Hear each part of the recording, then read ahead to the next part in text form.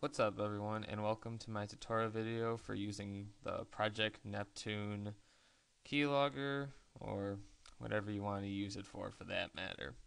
So in this tutorial it's going to be a full feature going from start to end. So I'm assuming that most of you already have Project Neptune installed on your computer, but just in case, the download link is Project Neptune with a hyphen in between .net. From there, it's as simple clicking on the download and downloading the recent version. Now, the problem with this is ever since it's been put back up, there's been a lot of updates. So I'm currently at 1.78, but within the past few days, there's been multiple updates. So you just want to make sure you always have the latest version. And there's an auto update, so you should be good for that. Okay, so what's going to happen is you're going to find your file in a .rar file, and for this you're going to need to have WinRAR. I'm not going to go into that for the tutorial, but if you go to Google and you type in WinRAR, you'll be able to find a free download at the first link, which is safe and allows you to use RAR files. RAR files are just a more compressed version of zip files, so I would suggest getting that even just besides Project Neptune. Okay, so anyway, sorry, I'm so tired right now. So go into the folder where you downloaded your new Project Neptune, and you're going to want to extract your files, and for me I just did it to the desktop.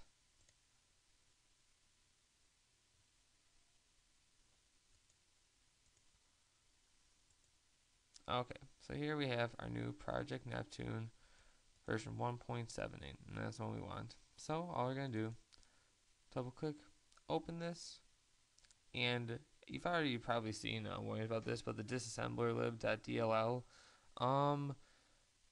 it might come up as a virus, and what it is, as the program explains, it allows you to change settings for your actual keylogger, such as copyright, icon, and server, stuff like that. So do not delete that. It's not necessary, and they've recently made that update, but it's always good to have it.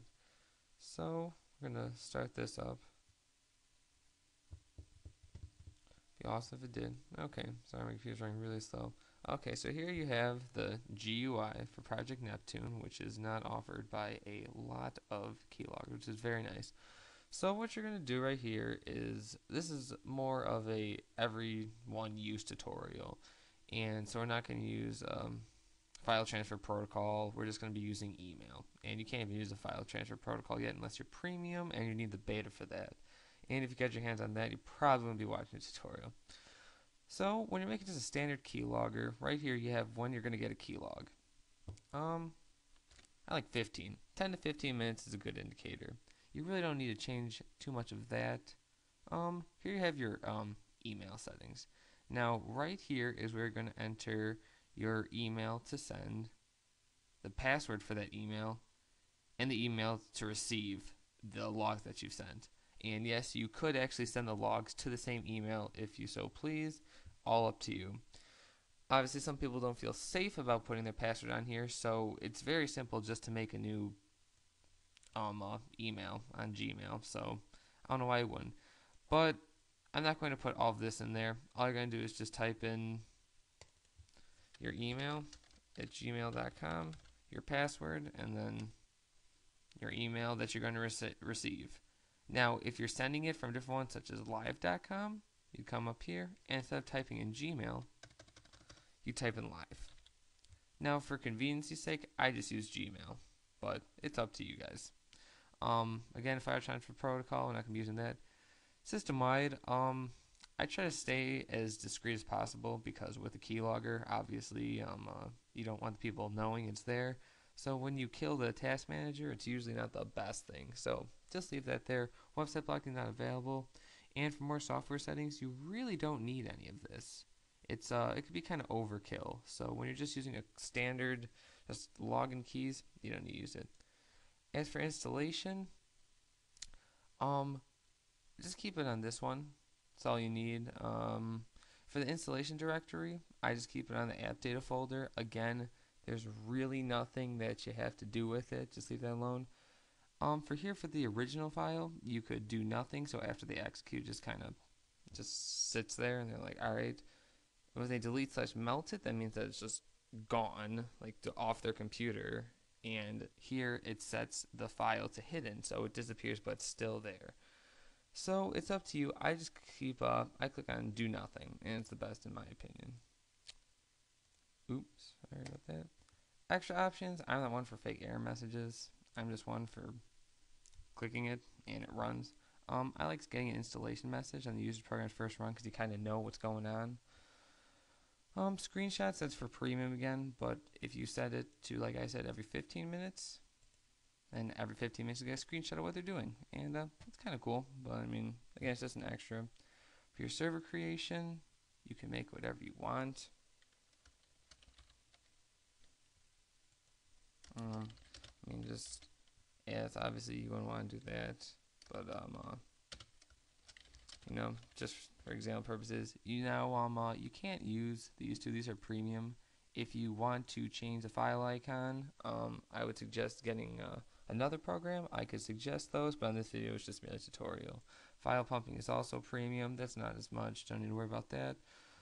As for setting the server's process, I suggest setting it something.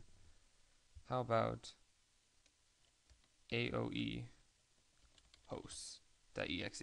Because when someone sees hosts in there, they automatically freak out. So if you ask me, that's the best. Then for app settings, you could save it if you want to. You really don't need to. A file binder, for those of you who don't know, it allows you to bind two executable files to each other. So for example, if I bound my keylogger to another .exe that I had, when you clicked on the one exe, it would execute the original exe as well as the binded file, in this case being the keylogger. So after that, all I do is click on your generate your new server, save it to wherever you want to. Let's name it test. Okay.